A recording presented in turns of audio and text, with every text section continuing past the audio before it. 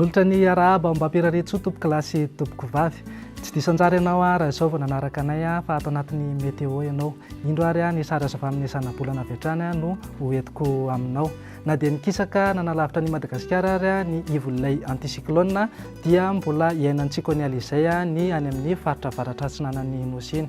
Vokatra izany dia somary hidina kely indray aloha ny tsindrin'ny atmosfera ka hiakatra aloha ny maripana eto amintsika. Ny faritra andrefana sy afovoany andrefan'ny Madagasikara iny moa dia azo ilay oram-baratra ho amin'ny rapitso, fa isika eto Antananarivo kosa dia vinavinaina any amin'ny zomano any no azo izay oram-baratra izay isika.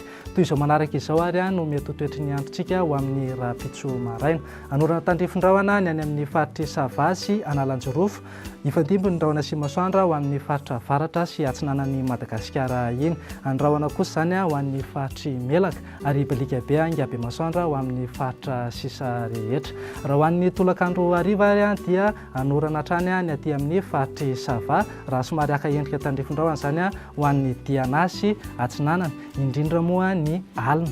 Ho an'ny faritra afovoany andrefana sy andrefan'ny Madagasikara iny moa dia azo izay oram-baratra izay raha ho an'ny rapitso ary mety araha-kotroka mihitsy izy io. Ifandimby kosa ny rahona sy masoandra raha ho an'ny faritra sisa rehetra. Ny maripana vao vinavina aloha raha ho amin'ny rapitso alarobia dia 12 degré celsius ho an'ny Antsirabe, raha manodidina ny 12 ka hatramin'ny 14 degré celsius kosa ho an'ny eto afovoantany. Ny morontsiraka moa dia manodidina eo amin'ny 20 ka hatramin'ny 13 degré celsius eo.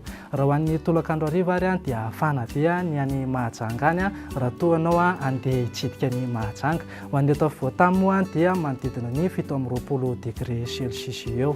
Raha toa ary ianao hivoaka an'ireto firenendehibe ivelan'ny Madagasikara reto dia tsy ho adinonay fa toy izao no mety ho toetry ny andro. Anorana malefaka ny any Bangkok any raha somary haka endrika tandrifindraona kosa izany ho an'ny Milan sy Nairobi. Ibalika kosa Angabe masoandra raha andeha ho any Paris sy Johannesburg ianao. Raha ho an'ireo nosy kely ivelan'ny Madagasikara kosa indray dia anorana ny any Maurice, Comore ary La Réunion raha toa ka ibalika be Angabe masoandra raha andeha ho any Seychelles any ianao. Dia izay indray raha tompoko lasy tompoko vavy no azonay avy aty amin'ny météo natolotra tamin'ny ity anio ity. Isaorana ianao nanaraka anay hatramin'ny farany. Manome fotoananao amin'ny manaraka indray. Veloma tompoko.